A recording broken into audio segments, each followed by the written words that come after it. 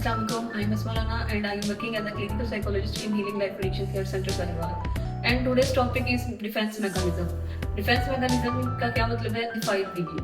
ये कौन से होते हैं? अगर हम सबसे पहले देखें, ये डिफेंस मैकेनिज्म का मतलब है हमारी अनकंफर्टेबल फीलिंग्स को कवर करने के लिए कोई भी पर्सन जो है किसी दूसरे बिहेवियर का, किसी दूसरे रवैये का सहारा लेता है और अनकॉन्शियसली हम इन रवैयों को अपनी ज़िंदगी में शामिल करते हैं।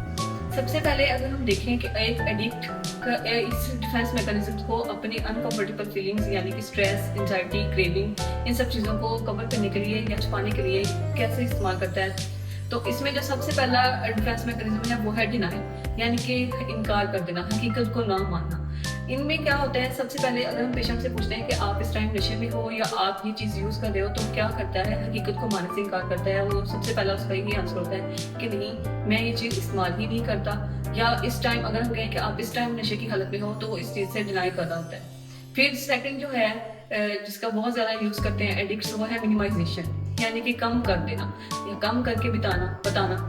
सबसे पहले क्या होता है कि वो हकीकत को ही नहीं मान रहा होता, हकीकत को झुठला रहा होता है। फिर एक ऐसा वो रवैया लेके आता है जिसमें वो क्या करता है, उस चीज़ को ज़रा कम करके बताना शुरू कर देता है कि वो ये कहेगा कि हाँ मैं करता तो हूँ लेकिन इतना नहीं करता, या अगर करता हूँ तो इसमें कौन सी बड़ी बात है, सब करते हैं, मैं भी करता हूँ। या अगर वो अपनी डोज कम करके बता देगा या ड्यूरेशन कम करके बताएगा। अगर बताएगा कि हाँ अभी मैंने किया हुआ है लेकिन इतना ज़्यादा इस टाइम में यूज़ नहीं किया हुआ। फिर एक जो तीसरा जो है जिसका बहुत ज़्यादा यूज़ करते हैं एडिक्ट्स, वो है प्रोजेक्शन। प्रोजेक्शन में क्या होता है, ब्लेम्स टू अदर, यानी कि दूसरों के सर पे इल्ज़ाम लगाना। वो क्या कहेंगे सबसे पहले कि मैं जो है ये चीज़ अपनी वजह से यूज़ नहीं कर रहा, या मैंने खुद से नहीं किया, मुझे किसी दूसरे ने इस चीज़ की तरफ लगा दिया। जैसे सबसे पहले क्या होता है, यही बात सुनने में आ रही होती है कि मैंने खुद से नहीं किया, मुझे दोस्त ने लगा दिया, या मैं फलां की वजह से लग गया। तो क्या है, अपनी गलती का इल्ज़ाम किसी दूसरे के सर पे लगा देना। फिर एक डिफेंस मैकेनिज्म है एक्सटर्नलाइजेशन, यानी कि खुद को जस्टिफाई करना।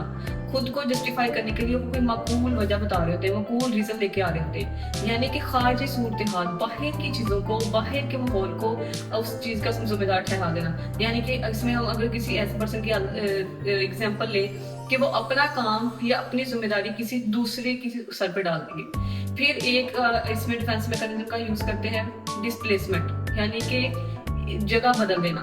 इसकी अगर हम डेली लाइफ में एग्जांपल देखें, वो ये है कि अगर एक पर्सन है, वो ऑफिस से आया है, उसको वहाँ की कोई बात, कोई चीज़ परेशान करी है, या बॉस ने उसको डांट दिया है किस चीज़ का, तो वो घर में आके अपना गुस्सा करके घर के मेंबर्स पे अपना गुस्सा निकाल देगा, यानी एक जगह का गुस्सा किसी दूसरी जगह पे निकाल देंगे। और एडिक्ट्स जो इस चीज़ का यूज़ करते हैं वो क्या है कि अगर उनको एक टाइम पे वो चीज़ डिले हो गई है, अभी उनको वो डोज उन्होंने नहीं ली, या उनको क्रेविंग हो रही है, एंजाइटी हो रही है, तो वो गुस्सा घर वालों पे निकालेंगे, शाउट करेंगे, तो अपने आप को रिलैक्स करेंगे इस तरह से। फिर एक आती है, अगर हम लास्ट देखें तो एक जो बहुत ज़्यादा यूज़ करते हैं एडिक्ट्स, वो है थ्रेटनिंग, यानी कि अपनी उस चीज़ को हासिल करने के लिए एंड पे आके वो थ्रेट भी करते हैं घर वालों को, अपनी उस चीज़ को हासिल करने के लिए डराते हैं कि मैं खुद को ख़त्म कर लूँगा या मैं आपको ख़त्म कर लूँगा अगर आपने मुझे ये ना दी, या मैंने ये चीज़ मुझे अभी के अभी ना मिली तो मैं अपनी जान खतरे में डाल दूंगा या किसी और की जान खतरे में डाल दूंगा।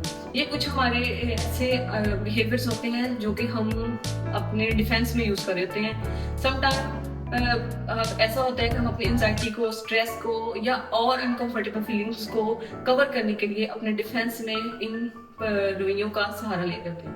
आई होप आपको ये वीडियो अच्छी लगी होगी। मिलते हैं अपनी नेक्स्ट वीडियो में। अल्लाह हाफिज़।